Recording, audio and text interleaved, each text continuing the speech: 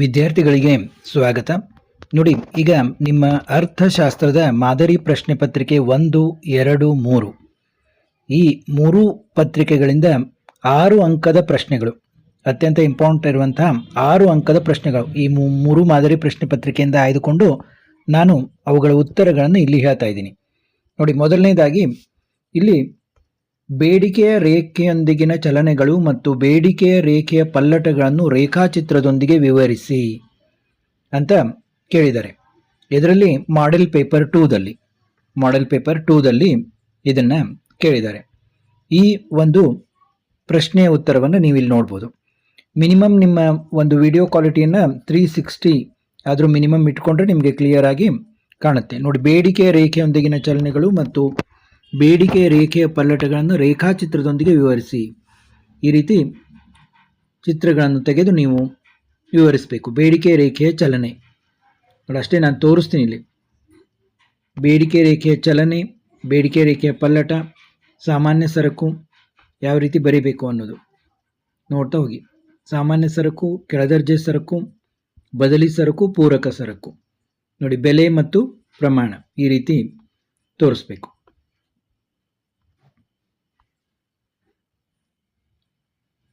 ಇದು ನಿಮ್ಮ model paper 2ದಲ್ಲಿ ಇರುವಂಥದ್ದು. ಇನ್ನು ನೆಕ್ಸ್ಟ್ ಕ್ವಶನ್ ನೋಡಿ.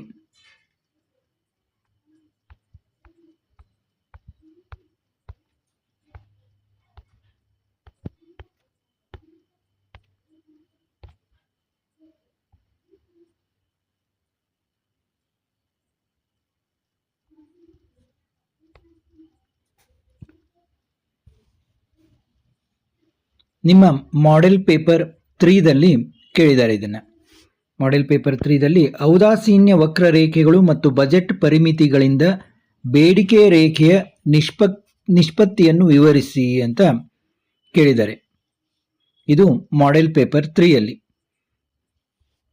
ನೋಡಿ, ನಿಮಗೆ ಸೂಕ್ಷ್ಮ ಅರ್ಥಶಾಸ್ತ್ರದ 2 ಮತ್ತು 3ನೇ ಅಧ್ಯಾಯ ಮತ್ತು ಸಮಗ್ರ ಅರ್ಥಶಾಸ್ತ್ರದ 2, 3 ಮತ್ತು 6ನೇ ಅಧ್ಯಾಯ ಇವುಗಳಿಂದ ಮಾತ್ರ 6 ಅಂಕಗಳ ಪ್ರಶ್ನೆಗಳು ಬರ್ತವೆ.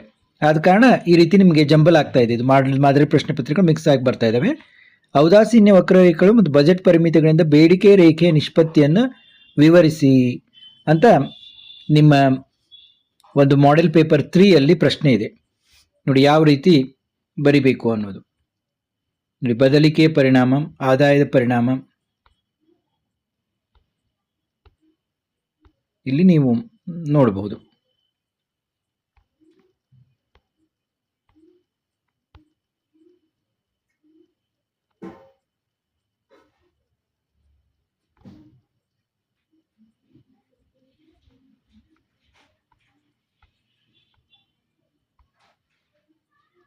ಇನ್ನು ಮುಂದಿನ ಪ್ರಶ್ನೆ ನೋಡಿ. ಟಿಪಿ, ಎಂಪಿ ಮತ್ತು ಎಪಿ ರೇಖೆಗಳ ಆಕಾರಗಳನ್ನು ವಿವರಿಸಿ ಅಂತ ಮಾಡೆಲ್ ಪೇಪರ್ 1ರಲ್ಲಿ ಕೇಳಿದ್ದಾರೆ. ಮಾಡೆಲ್ ಪೇಪರ್ 1ರಲ್ಲಿ ಟಿಪಿ, ಎಂಪಿ ಮತ್ತು ಎಪಿ ರೇಖೆಗಳ ಆಕಾರಗಳನ್ನು ವಿವರಿಸಿ. ನೋಡಿ, ಇಲ್ಲೇ ಈ ಚಿತ್ರವನ್ನು ನೀವು ನೋಡಬಹುದು. ಒಟ್ಟು ಉತ್ಪನ್ನ ರೇಖೆ ಟಿಪಿ ನೋಡಿ ಯಾವ ರೀತಿ ಇದನ್ನು ಮಾಡಿದ್ದಾರೆ ಅಂತ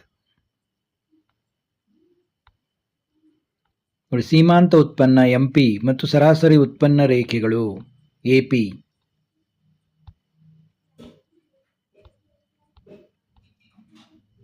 ನೋಡಿ, ಇದು ಉತ್ತರ. ಟಿಪಿ, ಎಂಪಿ ಮತ್ತು ಎಪಿ ರೇಖೆಗಳ ಆಕಾರಗಳನ್ನು ವಿವರಿಸಿ ಅಂತ. ಇನ್ನು ಮುಂದಿನ ಪ್ರಶ್ನೆ ನೋಡೋಣ.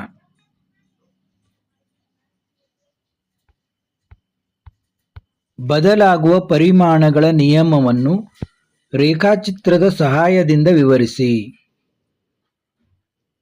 ನೋಡಿ, ಬದಲಾಗುವ ಪರಿಮಾಣಗಳ ನಿಯಮವನ್ನು ರೇಖಾಚಿತ್ರದ ಸಹಾಯದಿಂದ ವಿವರಿಸಿ ಅಂತ ಮಾಡೆಲ್ ಪೇಪರ್ 2ದಲ್ಲಿ ಕೇಳಿದ್ದಾರೆ. ನೋಡಿ, ಯಾವ ರೀತಿ ಉತ್ತರವನ್ನು ಬರೀಬೇಕು ಅನ್ನೋದು ನೀವು ಅಲ್ಲಲ್ಲಿ ಪಾಸ್ ಮಾಡಿ ನೋಡಬಹುದು. ಇದನ್ನು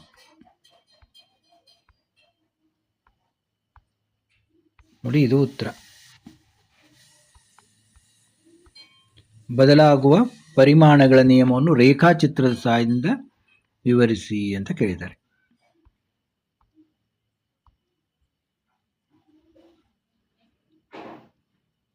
ಇನ್ನು ಮುಂದಿನ ಪ್ರಶ್ನೆ ನೋಡೋಣ. GDPಯನ್ನು ಒಂದು ದೇಶದ ಯೋಗಕ್ಷೇಮದ ಸೂಚ್ಯಾಂಕವಾಗಿ ಬಳಸಿಕೊಳ್ಳುವುದರ ಮಿತಿಗಳನ್ನು ಬರೆಯಿರಿ.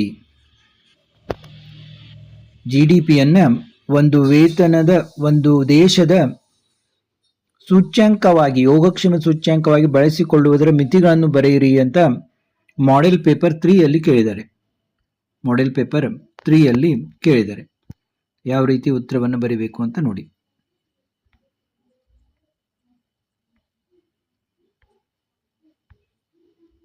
ಇದು ಉತ್ತರ ನೋಡಿ. ಬ್ಯಾಂಕುಗಳ ಠೇವಣಿ ಮತ್ತು ಸಾಲ ನಿರ್ಮಾಣ ಪ್ರಕ್ರಿಯೆಯ ಮೇಲೆ ಶನಿವಾರ ಲಾಲಾನಕತೆಯನ್ನು ಬರೆಯಿರಿ.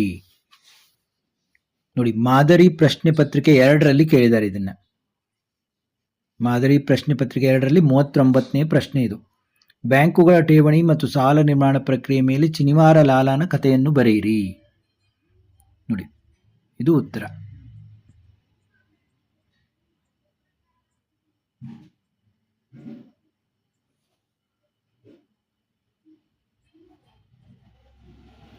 ಈ ಉತ್ತರವನ್ನು ನೀವು ಬರೀಬೇಕು. ಇನ್ನು ಮುಂದಿನ ಪ್ರಶ್ನೆಯನ್ನ ನೋಡೋಣ.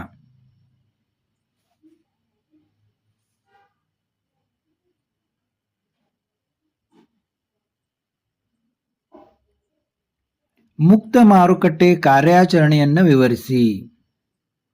ನೋಡಿ, ಮುಕ್ತ ಮಾರುಕಟ್ಟೆ ಕಾರ್ಯಾಚರಣೆಯನ್ನ ವಿವರಿಸಿ. ಇದನ್ನು ಎಲ್ಲಿ ಕೇಳಿದ್ದಾರೆ ಅಂದರೆ ಮಾದರಿ ಪ್ರಶ್ನೆ ಪತ್ರಿಕೆ 1ರಲ್ಲಿ 39ನೇ ಪ್ರಶ್ನೆ ಇದು. ಮಾದರಿ ಪ್ರಶ್ನೆ ಪತ್ರಿಕೆ 1ರಲ್ಲಿ ಕೇಳಿದ್ದಾರೆ ಇದು ಮುಕ್ತ ಮಾರುಕಟ್ಟೆ ಕಾರ್ಯಾಚರಣೆಯನ್ನ ವಿವರಿಸಿ ಅಂತ. ಇನ್ನು ಮುಂದಿನ ಪ್ರಶ್ನೆ ನೋಡೋಣ. ನೋಡಿ, ಹೆಚ್ಚಿಗೆ ನಿಮ್ಮ 2ನೇ ಭಾಗ ಸಮಗ್ರ ಅರ್ಥಶಾಸ್ತ್ರದಲ್ಲೇ ಜಾಸ್ತಿ ಪ್ರಶ್ನೆಗಳು ಬಂದಿವೆ.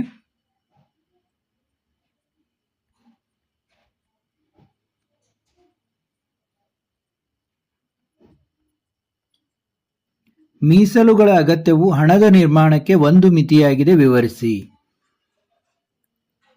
ನೋಡಿ, ಇದು ಎಲ್ಲಿ ಬಂದಿದೆ ಅಂತಂದ್ರೆ ನಿಮ್ಮ ಮಾಡೆಲ್ ಪೇಪರ್ 3ಯಲ್ಲಿ ಬಂದಿದೆ, 39ನೇ ಪ್ರಶ್ನೆಯಲ್ಲಿ ಕೂಡ. ಮೀಸಲುಗಳ ಅಗತ್ಯವು ಹಣದ ನಿರ್ಮಾಣದ ಅಂದ್ರೆ ಸಾಲದ ನಿರ್ಮಾಣಕ್ಕೆ ಒಂದು ಮಿತಿಯಾಗಿದೆ, ವಿವರಿಸಿ ಅಂತ. ನೋಡಿ, ಇದನ್ನ 4 ಅಂಕಗಳ ಪ್ರಶ್ನೆಯಾಗೂ ಕೇಳಿದ್ದಾರೆ ಹಿಂದೆ. ಈಗ ಇದನ್ನ 6 ಅಂಕದ ಪ್ರಶ್ನೆಯಾಗಿ ಕೇಳಿದ್ದಾರೆ. ಇನ್ನು ಮುಂದಿನ ಪ್ರಶ್ನೆ ನೋಡೋಣ.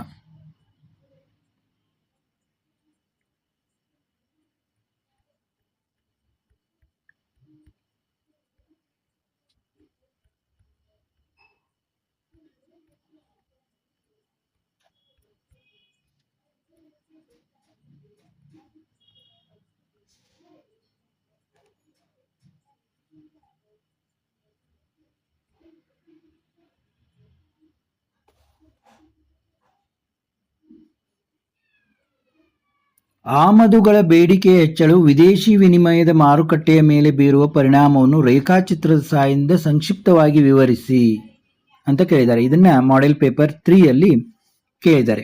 40ನೇ ಪ್ರಶ್ನೆ ಇದು. ಉತ್ತರವನ್ನು ನೀವು ಇಲ್ಲಿ ನೋಡ್ಬೋದು. ಮತ್ತೆ ಇಲ್ಲಿ ಏನು ಡಯಾಗ್ರಾಮ್ ಹಾಕಿದ್ದಾರೆ ಅದನ್ನು ನೋಡ್ಕೊಳ್ಳಿ. ನೋಡಿ, ಇದು ಉತ್ತರ. ಇನ್ನು ಮುಂದಿನ ಪ್ರಶ್ನೆ ನೋಡೋಣ. ಮುಂದಿನ ಮತ್ತು ಕೊನೆಯ ಪ್ರಶ್ನೆ ಇದು.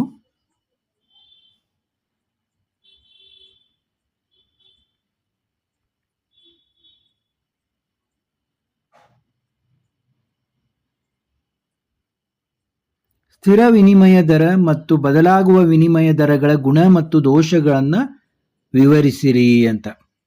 ಇದು ಮಾಡೆಲ್ ಪೇಪರ್ 1ನಲ್ಲಿ 40ನೇ ಪ್ರಶ್ನೆ. ನೋಡಿ, ಇದು ನೋಡಿ, ಒಟ್ಟು ನಿಮಗೆ 10 ಪ್ರಶ್ನೆಗಳ ಉತ್ತರಗಳನ್ನು ನಾನು ಇಲ್ಲಿ ಹೇಳಿದ್ದೀನಿ. 3 ಮಾದರಿ ಪ್ರಶ್ನೆ ಪತ್ರಿಕೆಯಿಂದ ಇದು 6 ಅಂಕದ ಪ್ರಶ್ನೆಗಳು. ಅಟ್ಲೀಸ್ಟ್ ಇಷ್ಟಾದರೂ ಓದಿದರೆ ನಿಮಗೆ ಅನುಕೂಲ ಆಗುತ್ತೆ. ಯಾಕಂದ್ರೆ ನಾಳೆ ಎಕ್ಸಾಮ್ ಇರೋದ್ರಿಂದ ಹೆಚ್ಚಿಗೆ ಸಮಯ ಇಲ್ಲ. ಮಾದರಿ ಪ್ರಶ್ನೆ ಪತ್ರಿಕೆ 1, 2, 3ರಲ್ಲಿ 26 ಪ್ರಶ್ನೆಗಳ ಉತ್ತರಗಳನ್ನು ಈಗಾಗಲೇ ನೀಡಿದ್ದೀನಿ. ಅವುಗಳನ್ನು ತಪ್ಪದೆ ನೋಡಿ, ಇವನ್ನು ನೋಡ್ಕೊಳ್ಳಿ. ಮತ್ತೆ ಭೇಟಿಯಾಗೋಣ.